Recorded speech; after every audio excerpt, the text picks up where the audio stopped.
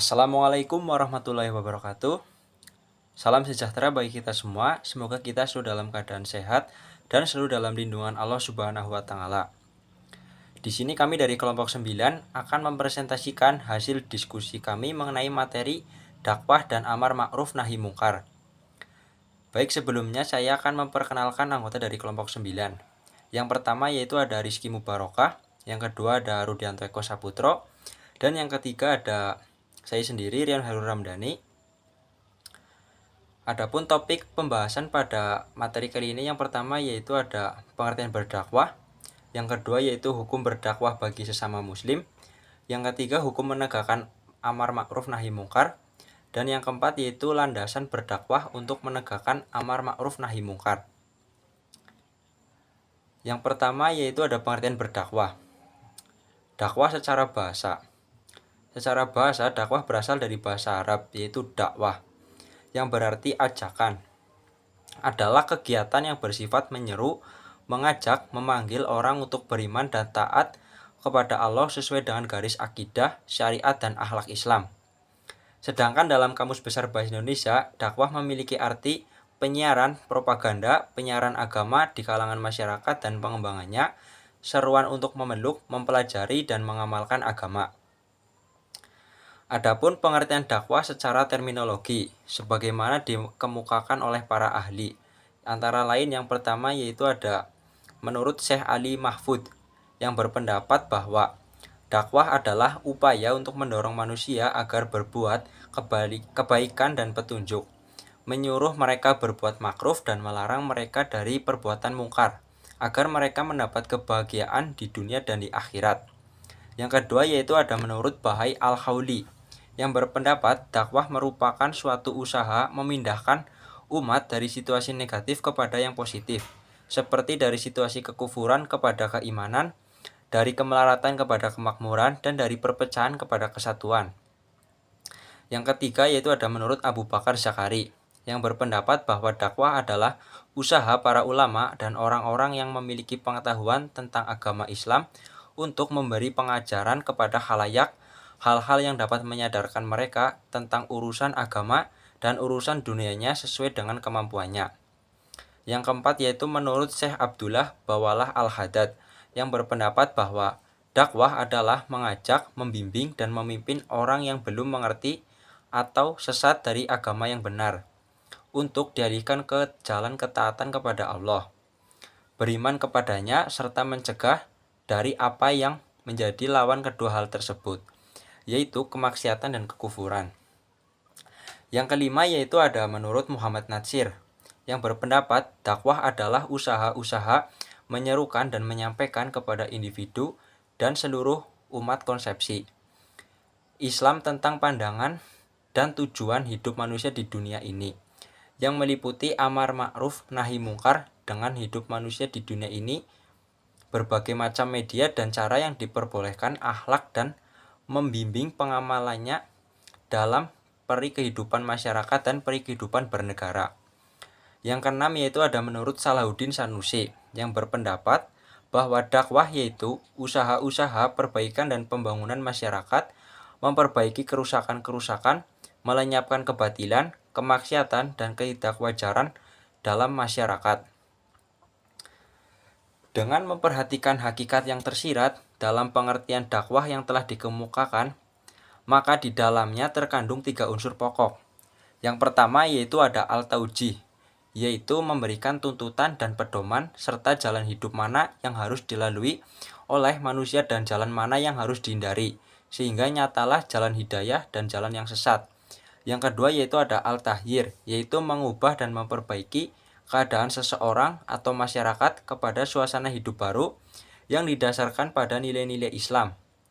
Sedangkan yang ketiga yaitu ada memberi pengharapan akan sesuatu nilai agama yang disampaikan. Dalam hal ini, dakwah harus mampu menunjukkan nilai apa yang terkandung di dalam suatu perintah 5 agama, sehingga dirasakan sebagai kebutuhan vital dalam kehidupan masyarakat. Selanjutnya akan dijelaskan oleh rekan saya. Untuk materi kedua yaitu hukum berdakwah bagi sesama muslim. Di dalam Al-Quran, banyak ayat menyebutkan tentang kewajiban umat Islam untuk saling mengajak kebaikan dan saling mengingatkan dalam kemunkaran. Menurut Asmuni Syukir, hukum dakwah adalah wajib bagi setiap muslim, karena hukum Islam tidak mewajibkan umat Islam untuk mendapatkan hasil yang maksimal. Akan tetapi, usaha yang dikerjakan harus maksimal sesuai dengan kemampuan dan keahliannya masing-masing.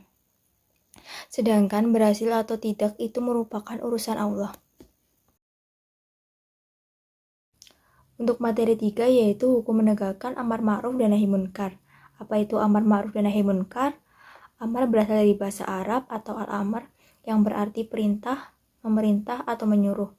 Ma'ruf berarti dikenal, diketahui, dan diterima baik oleh akal sehat, masyarakat, atau syariat. Ma'ruf mengandung makna kebaikan yang sudah dikenal dan diakui oleh kebiasaan yang berlaku di masyarakat, seperti mencium tangan dua orang tua setelah bersalaman, memberi makan orang miskin, gotong royong, dan lain sebagainya. Ma'ruf merupakan antonim dari munkar yang berarti ditolak, dibenci, dan diingkari oleh akal sehat, masyarakat, atau syariat. Sedangkan nahi munkar atau an-nahyan al-munkar berarti melarang, mencegah sesuatu yang ditolak, dibenci, dinilai tidak baik oleh akal sehat, masyarakat, dan syariat seperti mencuri, merampok, membegal, korupsi, minum minuman keras, berjudi, dan lain sebagainya.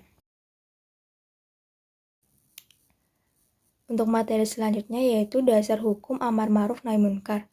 Menurut para ulama, hukum melakukan amar ma'ruf nahi munkar ialah fardu kifayah. Akan tetapi ada yang berpendapat bahwa amar ma'ruf nahi munkar ialah wajib ain atau kewajiban individual bagi setiap muslim. Minimal dengan mengajak diri sendiri dan keluarga ke jalan yang baik dan benar sesuai dengan Quran Surat At-Tahrim ayat 6. Yang artinya, wahai orang-orang yang beriman, peliharalah dirimu dan keluargamu dari api neraka yang bahan bakarnya adalah manusia dan batu, penjaganya malaikat-malaikat yang kasar dan keras, yang tidak durhaka kepada Allah terhadap apa yang Dia perintahkan kepada mereka dan selalu mengerjakan apa yang diperintahkan. Berikut adalah yang keempat, yaitu landasan berdakwah untuk menegakkan amar ma'ruf nahi munkar. Ada 4, yaitu yang pertama, spirit dan etos amar ma'ruf nahi munkar. Yang kedua, kriteria ma'ruf dan munkar. Yang ketiga, kontekstualisasi dakwah amar ma'ruf nahi munkar. Yang keempat, etika dakwah amar ma'ruf nahi munkar. Kita akan yang pertama, yaitu spirit dan etos amar ma'ruf nahi munkar. Mengemban misi dakwah amar ma'ruf nahi munkar merupakan etos dakwah dan karakter umat terbaik. Artinya, melalui spirit amar ma'ruf nahi munkar, umat Islam harus terus melakukan perubahan ke arah yang lebih baik, lebih berprestasi, lebih sukses, lebih bahagia, sejahtera, lebih adil, dan lebih berkah. Yang kedua adalah kriteria ma'ruf dan munkar. Menurut Buya Hamka, kata ma'ruf itu semakna dengan urf atau adat istiadat, yang artinya dimengerti dan dapat dipahami serta diterima oleh masyarakat, bahkan dipuji. Sebaliknya, munkar itu mengandung arti dibenci, yang tidak disenangi, yang ditolak oleh masyarakat, karena tidak patut atau tidak pantas dilakukan. Oleh karena itu, kriteria ma'ruf dan munkar yang baik dan yang buruk itu ditentukan oleh pendapat umum atau common sense atau pendapat masyarakat. Yang ketiga adalah kontekstualisasi dakwah amar ma'ruf nahi munkar. Amar ma'ruf nahi munkar dapat dikontekstualisasikan dalam bentuk pengembangan model pendidikan holistik, pendidikan nilai, pendidikan akhlak, dan pendidikan lainnya yang berorientasi pada pencerdasan dan pencerahan anak bangsa. Nahi munkar dapat dikontekstualisasi dalam bentuk kontrol sosial, koreksi terhadap kebijakan pemerintah yang keliru, dan evaluasi kinerja pemerintah yang tidak berpihak kepada kemaslahatan umat. Yang keempat adalah etika dakwah amar ma'ruf nahi munkar. Berikut ini merupakan etika dalam dakwah amar ma'ruf nahi munkar. Yang pertama adalah 1. Mendidik bukan menghardik. 2. Merangkul bukan memukul. 3. Menasehati bukan menggurui. 4. Membuat mulia bukan menghina. 5. Mengapresiasi dan mempersuasi bukan melukai dan menyakiti hati. 6. Memberi teladan bukan melawan kebenaran. 7. Memberdayakan bukan memperdayakan. 8. Menghormati keragaman bukan memaksakan tindakan. 9. Memudahkan bukan menyulitkan. 10. Menggembirakan bukan menyedihkan. 11. Mengedepankan ketaatan bukan kemaksiatan. Nabi Muhammad SAW sukses berdakwah amar ma'ruf nahi munkar bukan karena kekayaan, kekuatan, dan kekuasaan politik yang dimilikinya, melainkan karena keluhuran dan kemuliaan akhlak dan keteladanannya yang luar biasa melampaui budi pekerti manusia manapun di dunia ini. Ya baik, terima kasih. Berikut daftar pustaka yang kami jadikan sebagai sumber referensi dalam pembuatan PowerPoint ini. Mungkin hanya ini yang dapat kami sampaikan, kurang lebihnya kami mohon maaf yang sebesar-besarnya apabila ada kekeliruan dalam pelafalan kalimat atau informasi yang kami berikan. Dan apabila ada pertanyaan yang ingin diajukan, bisa ditulis di kolom komentar. Sekian presentasi dari kelompok kami, kurang lebihnya mohon maaf. Wabillahi taufik wal hidayah. Wassalamualaikum warahmatullahi wabarakatuh.